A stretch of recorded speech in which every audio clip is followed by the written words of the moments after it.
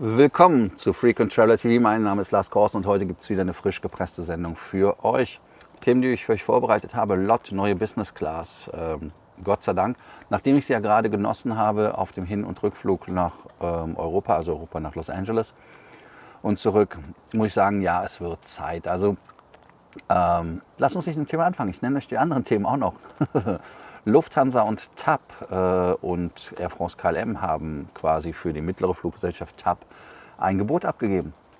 Da geht es weiter. Dann haben wir Emirates, die bewerben Videoanrufe auf oder über Starlink im Flugzeug. Sind die bescheuert? Und wir haben natürlich noch mal etwas aus dem Thema Meilenpunkte Status Atmos. Für alle, die keine Atmos-Kreditkarte aus den USA haben, da gibt es einen Punkte-Sale. Ihr denkt dran, wie immer, den Kanal zu abonnieren, die Glocke anzumachen, ein Like dazulassen, aber dann auch auf School zu kommen und dort zu diskutieren. Das erste Thema, was wir haben, ist natürlich TAP. Wir haben hier auch Gewitter. Ihr hört das Gewitter. Sehr geiler Effekt. Muss ich jetzt zählen, wie lange es dauert? Aber ich denke mal, es kommt nichts. Es ist vorbeigegangen.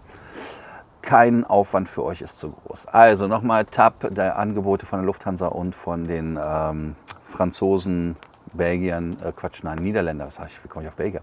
Also von Air France KLM, um genau zu sein, ist abgegeben. Die Treibhausierung geht halt jetzt in die entscheidende Runde. Es gibt jetzt 30 Tage, wo man entscheiden möchte, was man da gemacht will. Und seit 2020 ist ja TAP in der staatlichen Kontrolle. Dann 44,9% sollen privatisiert werden, 5,0% gehen an die Belegschaft und der Rest soll beim Staat bleiben, 50,1%. Und wer übrigens raus ist, ist IAG, falls es jemandem aufgefallen ist. Also insofern im August sollen jetzt die Angebote bewertet werden. Angebot 30 Tage heißt also Ende August sollte es dann weißen Rauch geben. Ja, Auswahlkriterien sind die Klassiker. Kaufpreis steht natürlich ganz weit oben wahrscheinlich. Industrielles Konzept, finanzielle Leistungsfähigkeit, Erhalt und Ausbau der Konnektivität. Das ist ganz wichtig, dass man Lissabon als Flughafen erhält und als Hub erhält. Investitionen in die Flotte, Stärkung von Wartung und Technik in Portugal. Dann Ausbau des Standortes Porto zusätzlich und Verbindung zu portugiesischsprachigen Märkten weltweit. Was natürlich der Lufthansa Group zum Beispiel entgegenkäme mit ihr wisst ja, Südamerika. Ja, die Stärken der TAP können wir auch noch mal kurz zusammenfassen, weil alle sagen, oh mein Gott, sind die bekloppt, warum investieren die in TAP? Take Another Plane ist ja der Spott über die Marke. Starkes Drehkreuz in Lissabon, dann hat man natürlich führende Verbindungen zwischen Europa und Brasilien logischerweise, aber auch Südamerika im Besonderen. 15 Ziele alleine in Brasilien haben die. Verbindungen in die portugiesischsprachigen afrikanischen Staaten, genau, die habe ich vergessen, aber die gibt es ja auch. Dann wachsendes Nordamerika-Netz, auch interessant. Geografisch günstige Lage für die Atlantikverbindung, ist ja auch klar, weil man im Prinzip ja, wenn man aus Lissabon raus ist, dann ist man irgendwo im Atlantik. Und dann natürlich etablierte Star Alliance-Mitgliedschaft wäre dann also kein Verlust für die Star Alliance, wenn sie bei der Lufthansa unterkäme. Und ja, die Verkehrsrechte und die Slots sind natürlich auch unheimlich spannend für die Fluggesellschaften, weil die haben natürlich weltweit noch Slots an Flughäfen, wo natürlich die Airlines gerne auch noch mal wachsen würden, vielleicht mit anderen Fluggesellschaften, und dass man die untereinander tauschen kann. Ja, warum TAP von Portugal aus in eine große Gruppe integriert werden will, ist auch der Klassiker, weil man natürlich alleine mittlerweile das nicht mehr schaffen kann, weil es nur noch ein paar große gibt. Und was auch ganz wichtig ist, ist, dass die Portugiesen natürlich keinen Bock haben, eine Fluggesellschaft zu finanzieren. Wir merken das ja daran, ein kleiner Einschub mit Air Baltic. Da hat Lettland auch keinen Bock mehr zu finanzieren. Litauen ist ja dabei. Und einige Leute sprechen ja auch schon vom Cash-out bei Air Baltic, wenn die nicht bald da in die Pötte kommen und die Finanzierung hinkriegen, weil die halt viele Schulden haben und die müssen halt abbezahlt werden. Wäre halt scheiße. Und Lufthansa hat nur als Randbemerkung gesagt, nee, wir machen da gar nichts, wir kümmern uns lieber um die Freunde von TAP. Ja, Szenario 1 ist ganz klar, Lufthansa übernimmt die Bude, dann ist man in der Star Alliance, ist ja logisch, dann Miles & More Integration, sehen wir ja, wie es ist. Lufthansa hat Erfahrung mit dem, Swiss, Austrian und so weiter. TAP könnte dann das Konzernnetz folgende Regionen natürlich stärken, Brasilien, Nordamerika, Iberische Halbinseln, aber natürlich auch portugiesisches Afrika. Würde man sich dann wahrscheinlich Afrika teilen mit den Brüssel-Leuten. Und die Risiken sind natürlich auch die Überschneidung der ITA mit Südeuropa-Konnektion, zusätzliche Komplexität im Konzern, wissen wir ja auch. Klar, Angst vor der Zentralisierung in Frankfurt und natürlich auch Flottenstrategie. Integrierte ITA ist natürlich auch ein gutes Beispiel.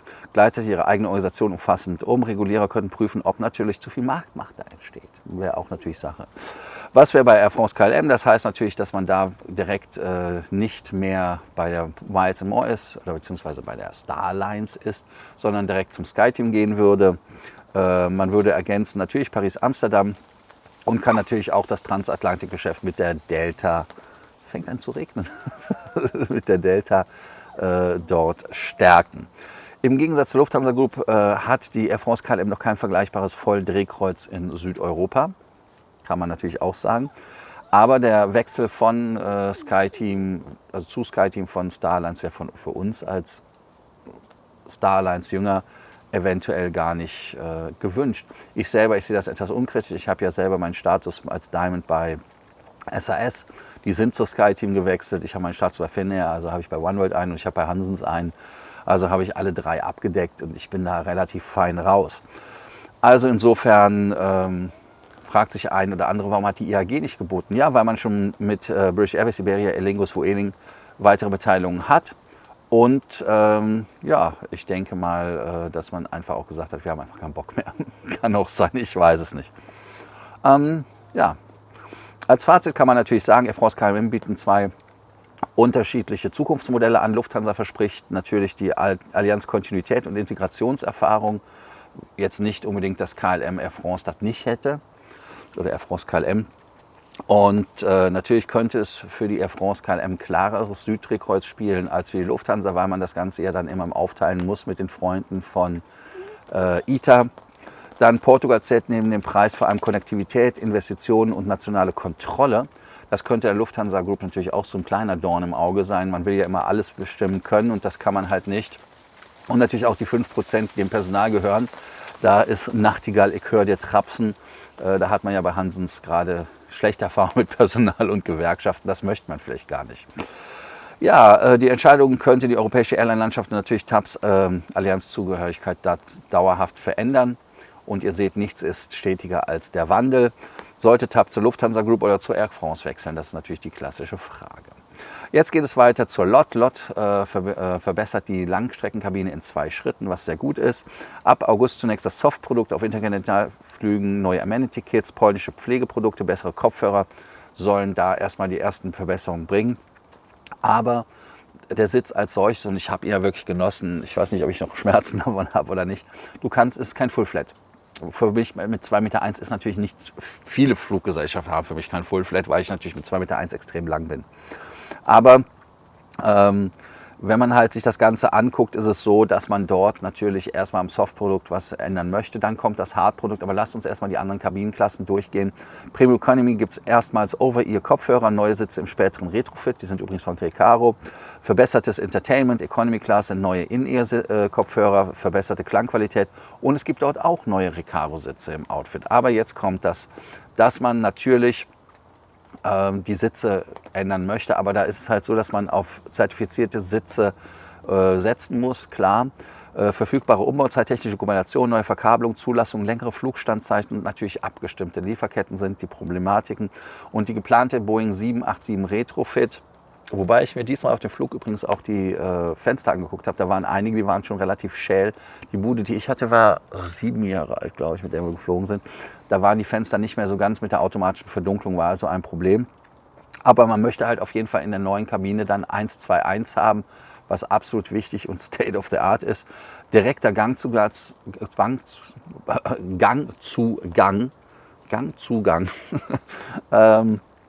für jeden Passagier, aber auch eine Türe, also mehr Privacy ist auch ganz wichtig und dass man halt zeitgemäße Suiten hat, über Attraktivität für Alleinreisende. Sie haben natürlich jetzt nicht irgendwie das neu erfunden, aber ich denke, dass ein solides Produkt durchaus so sein kann und sein muss.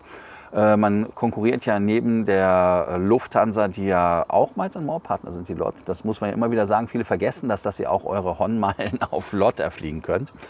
Swiss, Austrian Airlines, Finnair, Turkish, Air France, KLM, Gulf Airlines und natürlich US-Fluggesellschaften. Und besonders auf den Strecken nach Nordamerika, aber auch nach Japan, Südkorea, Indien und auch viele asiatische Ziele ist natürlich die Kabine im Moment abgerockt und nicht zeitgemäß. Ich denke mal, dass man die Aufwertung natürlich merken wird, denn der eigentliche Qualitätssprung ist der neue Business-Sitz, ist der 4K-Monitor, die Schiebetüren, Bluetooth, flächendeckendes WLAN, weil ich hatte zum Beispiel auf dem Bude kein WLAN. Ne? Und Probleme gibt es natürlich immer beim Retrofit. Mal gucken, wie lange das Ganze dauert.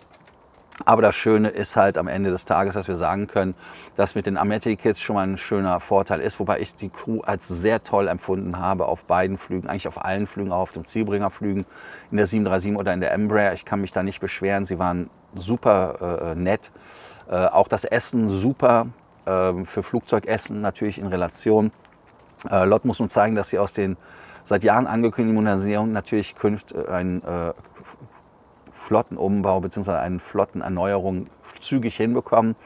Und für Star Alliance-Kunden ist das natürlich richtig geil, weil wenn ihr Hornmeilen sammeln wollt auf LOT, manchmal sind die Preise leider unschlagbar.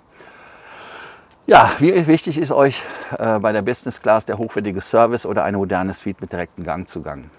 Ich kann euch aus meiner Sicht sagen, ja, der Sitz war scheiße, muss man halt ehrlicherweise sagen. Aber man muss am Ende auch ganz klar attestieren, dass der scheiße Sitz, egal wie man es jetzt formulieren möchte, auch durch den Service wettgemacht worden ist. Das heißt also, die Crew war so gut, dass ich das für mich als coole Sache empfunden habe. Ja, was nicht eine coole Sache ist, ist Emirates und Starlink. Emirates und Starlink eigentlich grundsätzlich toll, aber sie haben Werbung rausgegeben und da geben sie auf der Werbung direkt an, Starlink zum Videocall nutzen. Ja, Alter, das kann ich ja gebrauchen wie ein Kopf. Also wenn die Leute anfangen, Videocalls zu machen, oh, jetzt hört ihr, wie es regnet. Mal gucken, wie ich überhaupt wieder zurückkomme, ohne nass zu werden. Also wie gesagt, das ist ein Problem, dass man ausdrücklich Videoanrufe hier promotet. Technisch ist das natürlich der große Fortschritt, doch dicht besetzte Flugzeugkabinen sind nicht der Raum, wo man Telefongespräche führen kann. Ich meine, es ist ja jetzt nicht das Problem, dass man nur die eine Seite hört. Also dass ich jetzt zum Beispiel weiß, dass der eine Kollege da gerade, was er da denkt, und mir würde die Antwort fehlen, was die andere Seite sagt, sondern es ist einfach grundsätzlich das Gelaber. Ne? Also das ist halt etwas, weil die Leute, wenn sie das Gefühl haben, sie reden mit jemandem über Distanz, dann fangen sie an, lauter zu reden. Und das ist natürlich unangenehm. Und das ist natürlich auch ein Thema. Aber der Vorteil ist natürlich schnelles Streaming und so weiter. Also das heißt, die Vorteile von Starlink sind evident, da gibt es gar nichts. Das kann man am Ende des Tages nur so zusammenfassen. Aber was auch ganz wichtig ist, was ihr beim Telefonieren wissen solltet, ist nicht geil. Deshalb nicht machen bitte. Lufthansa möchte es ja verhindern aufgrund oder mit technischen Lösungen. Ich bin mal gespannt, wie das gemacht wird. Aber sollte Emirates wirklich diese Videoanrufe bewerben, denn Starlink kann genau das technisch leisten. Und ich habe ja auch gesehen, Videos Upload, geil. Ich könnte im Flugzeug kann ich Videos drehen, ich kann die direkt uploaden, ich kann Live-Sessions machen, alles. Aber das Problem ist natürlich auch, es stört die Gespräche, also und an Bord und das Klima und vor allem, wenn du halt da fliegen willst. Ich habe mir jetzt auch angewöhnt, mit Augenkondom zu fliegen. Sehe dann aus wie Puck, die Stubenfliege. Aber das ist geil, dann hast du schon mal das Problem nicht. Aber Lärm, da musst du ja auch noch Ohrprökel reinziehen. Das wäre mir dann zu viel, glaube ich aber es nicht. Deshalb sollte es vielleicht im Flugzeug, so wie es früher Raucherzonen im hinteren Flugzeug gab, Videoanrufzonen geben, haben wir ja auch in der Bahn. Aber es ist natürlich trotzdem so, dass der Schall nicht in der Sitzreihe bleibt. Wenn du halt in der letzten Reihe Economy, in der letzten Reihe First Class jemanden hast, der reden, dann hörst du auch eine Reihe davor. Also insofern ist das jetzt nicht das Ding. Dann auch sollten Kopfhörer verpflichtend werden, weil das ist ja bei Emirates manchmal auch ein Thema, was die Leute als Problem haben. Ja, was wollen wir als Fazit ziehen? Fazit ist natürlich, Starlink ist ein großer technischer Fortschritt, ist leider geil und ist auch, ihr merkt jetzt, wo es regnet, fange ich an lauter zu reden, genauso wird es im Flugzeug sein. Und genau das ist das Problem, dass man sagt, dass die Situation nicht akzeptabel sind für die Leute, die drumherum sitzen. Und das ist halt wirklich ein Thema. Und eigene Kabinenzone löst das Problem nicht am Ende des Tages. Und Emirates sollte klare Regeln einführen, dass man Kopfhörer tragen muss, weil viele haben aus irgendwelchen Gründen da ein Problem mit, dass sie nicht wissen, dass es Kopfhörer gibt. Ja, also solltet ihr die Frage des Tages vergessen haben, weil ich sie noch nicht gesagt habe, sondern weil sie aber eigentlich klar ist, ich brauche sie ja gar nicht zu stellen, sondern sollten Videoanrufe im Flugzeug erlaubt sein oder grundsätzlich auf Textnachrichten beschränkt werden? Das wäre so eine Frage. Letztes Thema, was ich schnell machen muss, damit es hier nicht auch anfängt durchzuregnen, ist Alaska Airlines. Die bieten bis zum 20. August 2026 beim Kauf von Atmos Rewards Punkten einen personalisierten Bonus von 100% an. Beim maximalen Bonus kostet ein Punkt inklusive US-Verbrauchssteuer 1,88 US-Cent. Heißt also, das kann man machen. Der Preis sind $35 je 1000 Punkte. Natürlich kommen noch 7,5% US Federal Excise Tax drauf. Darauf ist in Schritten von 1000 bis 60.000 möglich. Anschließend in Schritten von 5.000 auf 100.000 und das allgemeine jährliche Kauf- und Geschenklimit sind 150.000 Punkte. Heißt also, wer einen Status hat, wie zum Beispiel Atmos Silber, Gold, Platinum, Titanium, der kann, oh ja, da kommt Wasser runter. Jetzt, ihr guckt das nicht mehr, weil ihr die Info haben wollt, sondern wissen wollt, ob ich nass werde. Egal, also auf jeden Fall gibt es für die unbegrenzte Transaktion. Wenn man ein Preisbeispiel mit 100% Bonus nimmt bei 50.000 Basispunkten, dann sind das $1.050.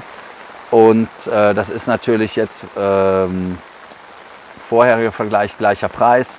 Es gab mal eine Aktion mit 110%, dann ist der Preis natürlich billiger bei 1,77. Fazit zur Aktion kann ich euch auch sagen, logischerweise.